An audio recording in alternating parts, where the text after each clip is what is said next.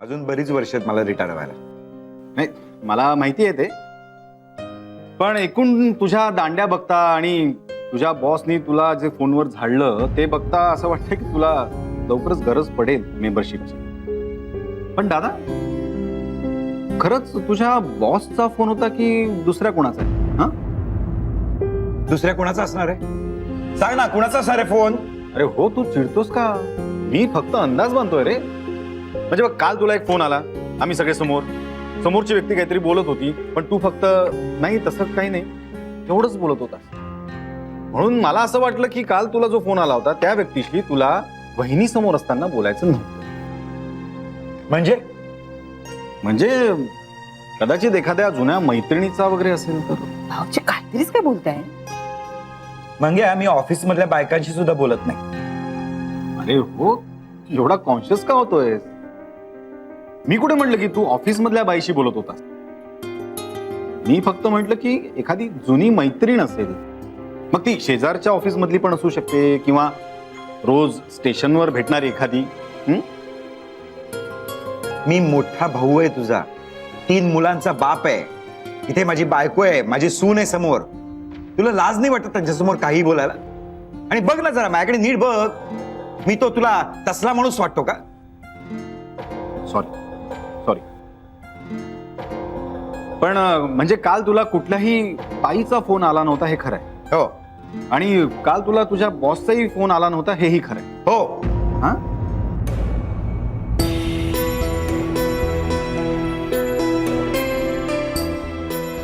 Phone माझ्या बॉसचाच होता. तो पुरुष आहे, तो युपीचा आहे. अजून काही माहिती हवी?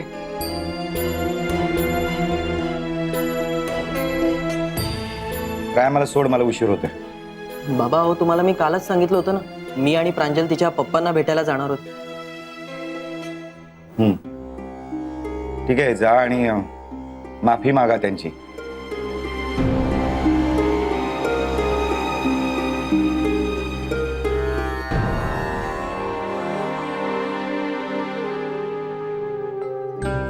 Unsuccessful attempt. अत्यंत सराईतपणे खोटं बोलला तो. जाऊ दे ना काका, मी आता हिच्या पप्पांकडे जाणारच आहे ना, तेव्हा कळेल काय ते. कळायला तर हवंच आहे की नेमकं काय प्रकरण आहे.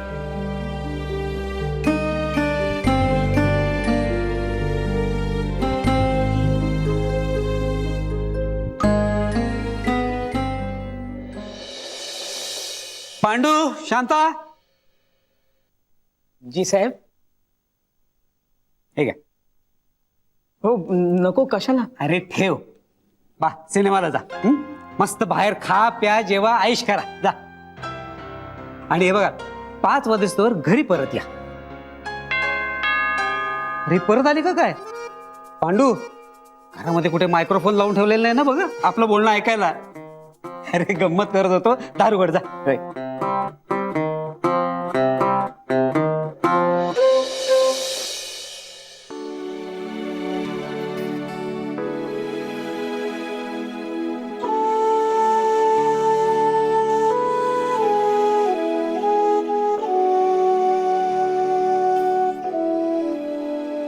सॉरी.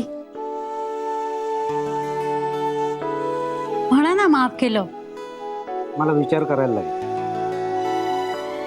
खरं सांगतोय पप्पा, आम्हाला माहित नव्हतं की तुम्ही आमची परीक्षा घेत होतात. आम्हाला बाबांनी सांगितलं तेव्हा कळलं. व्हेरी सॉरी पप्पा. तुझं ठीक आहे रे, तू चिडलास, पण ही पण चिडली म्हणजे याचा अर्थ हिचा माझ्यावरती विश्वास नाही असा होतो. पप्पा हो, किती वेळा म्हणू मी sorry sorry sorry sorry sorry sorry sorry. बस, इतक्या वेळेला सॉरी म्हणायची गरज नाही. मग आता म्हणा, तुला माफ केलं. एका अटीवरती. तुम्ही सांगाल ते. बघ, आज या दोघांना 5 वाजेस्तोवर या जेलमधनं सुट्टी दिलेली आहे. त्यामुळे तू रायासाठी आणि माझ्यासाठी मस्त चहा बनवायचास. मी? हो पप्पा, मला अजून येत नाही हो नीट चहा बनवता. मला ना शेजारी कुणीतरी लागतं. जाऊ दे ना साहेब, मी जाता जाता चहा करूनच जाईन. नाही नाही, मला हिच्याच हातचा चहा पाहिजे. मग लिंबू सरबत चालेल, ते मला येतं बनवता. ठीक आहे, आज लिंबू सरबतावर भागवून घे. पांडू दादा, शांताताई, तुम्ही निघा. हो रे, तुम्ही निघा आता. आणि हे बघ, वीणा जर का इथं आली ना तर मी फोन करीन तुला. म्हणजे मग तू येताना भाजी घेऊन ये. म्हणजे तू मार्केटमध्ये गेला होतास असं सांगता येईल. पप्पा, तुम्ही त्यांना खोटं बोलायला शिकवताय? अगं, तुझ्या मामाच्या राज्यामध्ये त्यांना हे सुद्धा सांगावं लागतं. आणि इंग्लिश पण बोलायला शिकवताय? तर पांडू, एकदा एक इंग्लिश वाक्य म्हणून दाखव. Pranjal madam and Raya sir, we are going to saw a picture and then after we are going having some food in hotel and we are coming in home at 5 o'clock. बघा साहेब, सगळे हसलेत ना मला. अरे, तुझ्यावरती नाही हसले, ते माझ्यावरती हसले. कारण तू जरी चुकीचं बोललास ना तर मास्तरनी चुकीचं शिकवलं असं होतो. म्हणजे चूक माझी असते ती. तुम्ही दोघं जा आता, मस्त एन्जॉय करा. बरं येतो. बाय द वे, मी आता घरी असणार आहे हे तुम्हाला कसं काय कळलं? पप्पा, काल जाताना तुम्हीच नाही का हिंट देऊन गेलात? हा, पण ती हिंट कोणाला कळली यावरून हुशार कोण हे ठरणार आहे. मला नाही हं, राहायलाच कळलं. ग्रेट. बघितलंस, माझा जावई किती हुशार आहे.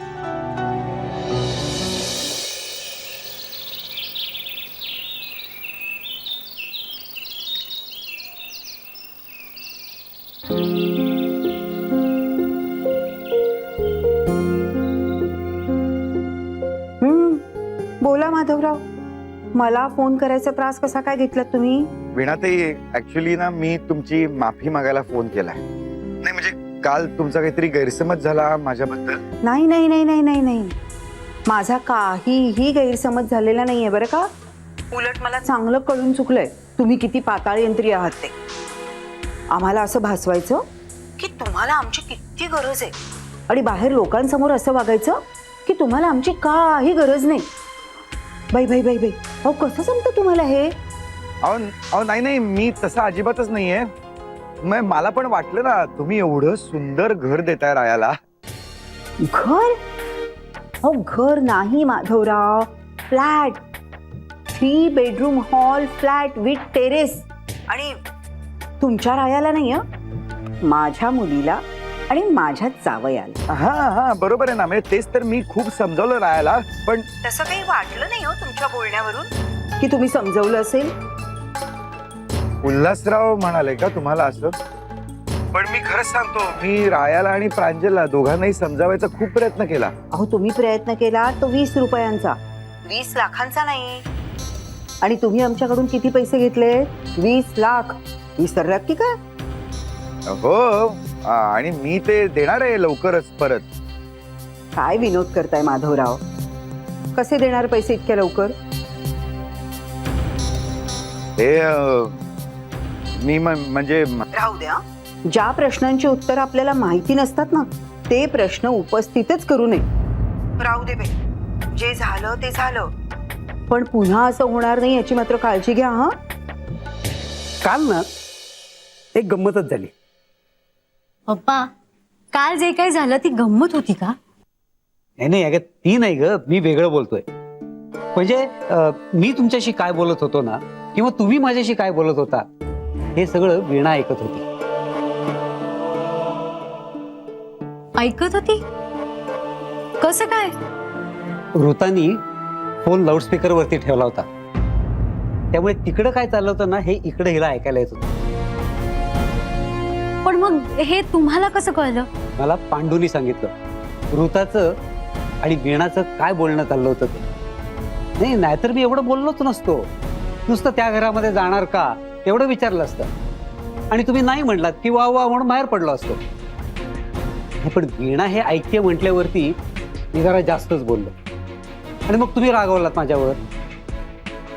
पप्पा, खरं सांगू का, मला पण ऋता बहिणीवर थोडा संशय आलाच होता. मलाच काय, राहायला सुद्धा आला होता, हो की नाही रे? मला दादाशी बोलावं लागणार. ऋता वहिनी जे करते ना ते सगळं चुकीचं आहे. नाही नाही, तू काही बोलू नकोस. अरे आधीच तिने एकाला फितवलंय. तिला थांबवलं ना तर मग ती दुसऱ्याला नाही तर तिसऱ्याला फितवेल. म्हणजे आता तरी कळलं ना तुम्हाला की कोणापासून सावध राहायला पाहिजे. अरे तिने 3-4 जणांना फितवलं ना तर अवघडून झालं सगळं. नाही मम्मा, आणखी कोणाला नाही असं करू शकत. प्रांजल, ती काहीही करू शकते हं? अरे कशाला उगाच आगीशी खेळताय. बरोबर आहे तुमचं. आता आपल्याला कळलेलं आहे ना, ऋता वहिनीला जे करायचं ते करू दे, आपण सावध राहायचं. चला सगळेच गैरसमज दूर झालेत. मग आता मस्तपैकी सरबत होऊन जाऊ दे काय.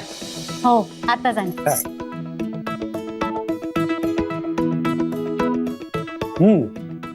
मग राया साहेब, कसा काय चाललाय बिझनेस? मस्त. बाई बाई बाई, मला ना आज जरा वेळ नाहीये. नाही म्हणजे काय आहे की मी इकडे मुंबईला आली ना मैत्रिणीच्या मुलीच्या लग्नाला. तुम्हाला माहिती का माधवराव, माझ्या मैत्रिणी सगळ्या अब्जाधीश आहेत. आता या लग्नाच्या मांडवामध्ये प्रांजलचा विषय निघणारच ना. सगळ्या मला विचारत होत्या प्रांजलचं काय, प्रांजलचं काय. मी तर बाई त्यांना सांगून टाकलं प्रांजलचं अजून लग्नच झालेलं नाही म्हणून. हो मग काय सांगू. नाही म्हणजे जावई काय करतो म्हणून विचारलं तर काय सांगू, टर्नर आणि फिटर आहे म्हणून. शिवाई अहो तुम्हाला माहितीये का, आत्ताच माझी औरंगाबादची मैत्रीण म्हणत होती, वीणा आपण होऊया ना स्नेही. तुम्हाला माहितीये का, 1 युनिव्हर्सिटी, 2 कॉटन मिल्स, 3 साखर कारखाने आणि 4 पेट्रोल पंप आहेत तिचे. मुलगा तिकडे अमेरिकेत असतो. विचारा काय करतो. अहो विचारा ना काय करतो. काय करतो? काही करत नाही. हा?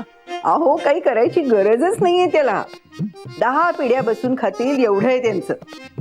आता तुमचा राया डोंबिवलीतल्या या गल्लीतून त्या गल्लीत कसा फिरत असतो, तसा तो या देशातून त्या देशात फिरत असतो माहितीये. आता की नाही त्याचे सगळे देश हिंडून झाले म्हणून परत येतोय लग्न करायला. आणि एकदा का लग्न झालं की मग बायकोला घेऊन परत फिरणार या देशातून त्या देशात. किती मस्त की नाही. काय माधवराव, मस्त की नाही. हो मस्तच आहे. मस्त आहे मस्त आहे. चला बाई मी ठेवते. पण एक लक्षात ठेवा माधवराव, नाही म्हणजे मी काही मुद्दामून प्रांजलला सांगायला जाणार नाही की तुम्ही आमच्याकडून पैसे घेतलेत म्हणून. पण समजा तिला तिसऱ्याच कुणाकडून समजलं आणि मग जर का ती आम्हाला म्हणाली की मला पण फिरायचंय या देशातून त्या देशात, तर मग त्याला मी जबाबदार नाही. नाही काय आहे, शेवटी ती आमचीच मुलगी आहे. चला ठेवू फोन.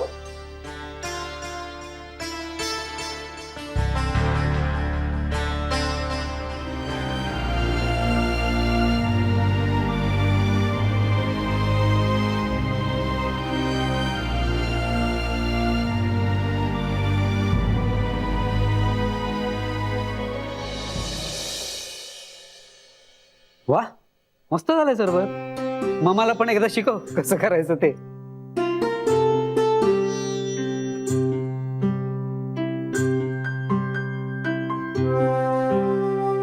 पप्पा,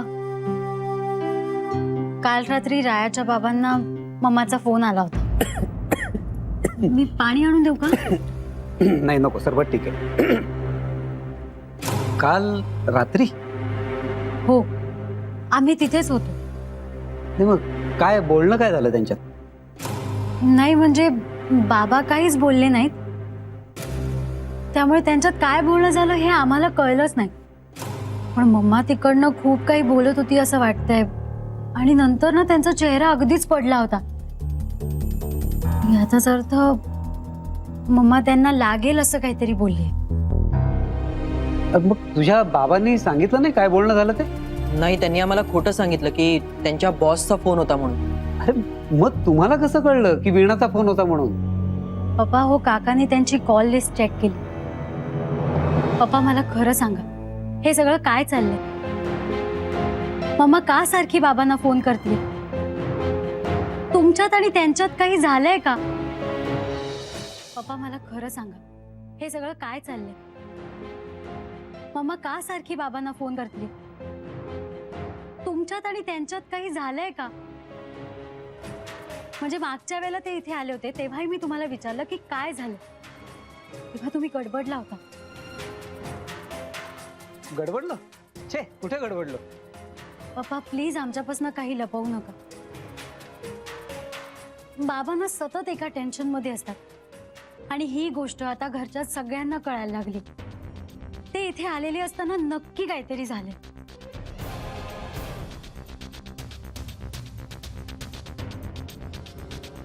नाही हे बघ, म्हणजे असं आहे की मी आल्यावरती तिला सांगितलं की मी एक ऑफर घेऊन त्यांच्याकडे गेलो होतो आणि ती रायाची खूप स्तुती केली. तिला कदाचित हे आवडलं नसणार आणि माझा नवरा एवढी ऑफर घेऊन आला आणि ह्या लोकांनी ती धुडकावून लावली ह्याचं तिला वाईट वाटलं असणार आणि म्हणून तिने फोन केला असेल. नाही खरं तर माझंच चुकलं, म्हणजे मी तिला सांगायलाच नको होतं. तुम्ही आमच्याकडे का आला होतात हे त्यांना आधी माहित नव्हतं?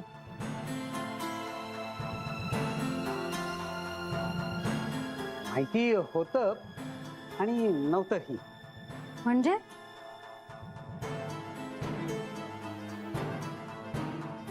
म्हणजे मी जाणार आहे हे माहिती होतं, पण का जाणार आहे हे माहित नव्हतं.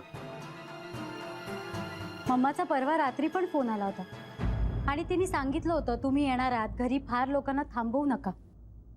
याचाच अर्थ तिला माहिती होतं की तुम्ही हे असं काहीतरी बोलणार आहात. घरी जर जास्त लोक असती तर त्यांनी अपोज केलं असतं आणि म्हणूनच तिने तसा फोन केला होता ना. नाही नाही, तिला नव्हतं माहिती. पप्पा जर का तिला काहीच माहिती नव्हतं तर मग तिने हे सगळं करायची काय गरज होती? तुम्ही नॉर्मली पण आम्हाला भेटायला येऊच शकता ना. आणि त्यांनी ऋता वहिनीला का सांगितलं की तिथे जे काही होईल ते मोबाईलवरून ऐकव म्हणून? त्यांना माहिती होतं ना की तुम्ही काय बोलणार आहात. त्यांना फक्त आमचं उत्तर ऐकायचं होतं ना. अरे म्हणजे मी इथून गेलो ना ते हे करण्यासाठी जाणार आहे हे माहिती होतं आणि निर्णय जाणून घेण्यासाठी तिला उत्सुकता होती ना. पण मगाशी तुम्ही म्हणालात की तुम्ही आमची परीक्षा घेत होतात आणि आता तुम्ही जे काही बोलतायत त्यावरून असं वाटतंय की तुम्ही ती ऑफर घेऊन आमच्याकडे खरंच आला होतात. पप्पा तुम्हाला खरंच वाटतं का की ती ऑफर आम्ही स्वीकारली असती म्हणून? नाही नाही, मला नाही वाटत. मग मम्माला वाटत होतं? नाही नाही, तिला वाटेनात का? पण तुम्ही नाही म्हणालात ना याच्यात मला आनंद आहे. आम्हाला असं वाटलं होतं की निदान तुमच्याकडनं तरी खरं काय ते कळलं. हे बघ, वीणा रायाला घर जावई करून घेण्यासाठी जे जे करता येईल ना ते करणार आणि तू हा किंवा याच्या घरचे ते होऊ नये म्हणून प्रयत्न करणार. आता झालंय असं की ह्या सगळ्यात मी दोन्ही बाजूंनी अडकलोय. मला तुमचा संसार मोडलेला बघायचा नाहीये, तसाच माझाही संसार मोडायचा नाहीये. मी माझ्या परीनं तिच्या मनामध्ये जे आहे ना ते होऊ नये यासाठी प्रयत्न करणार हे निश्चित. पण त्याला सुद्धा काही मर्यादा आहेत. कशीही असली तरी ती माझी बायको आहे, त्यामुळे मला तिला सांभाळून घ्यावंच लागणार आहे.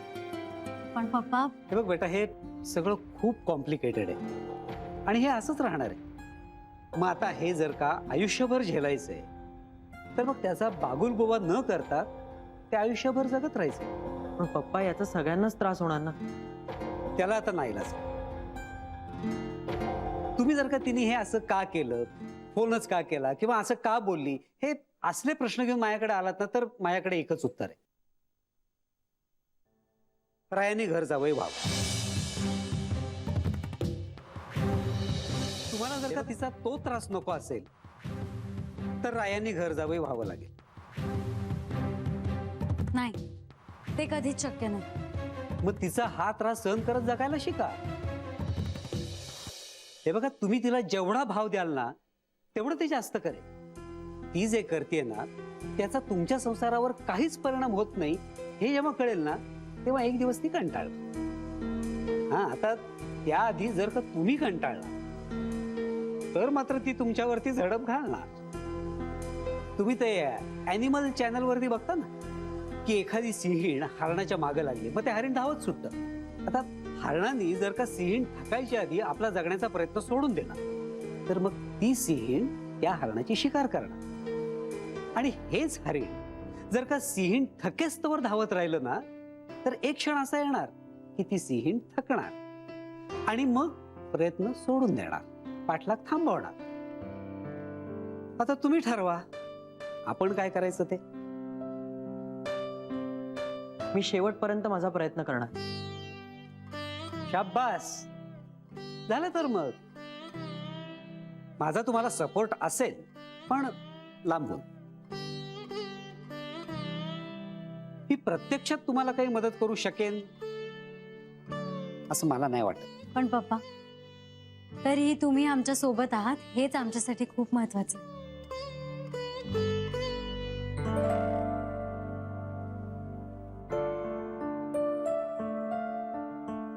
चला, आज घरी कोणी नाहीये तर आपण बाहेर जेवायला जाऊया. नाही नको, म्हणजे सॉरी पण मला वर्कशॉपवर जायचंय. हो, आणि मलाही घरी जावं लागणार आहे. आपण नंतर जाऊया ना कधीतरी. आता येतो आम्ही. ठीक आहे, पण सगळे समज गैरसमज दूर झाले ना.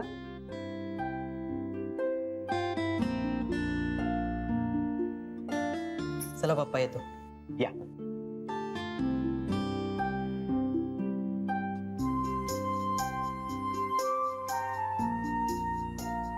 या बाई पोटी एकावर एक खोटं बोलायला लागतंय मला.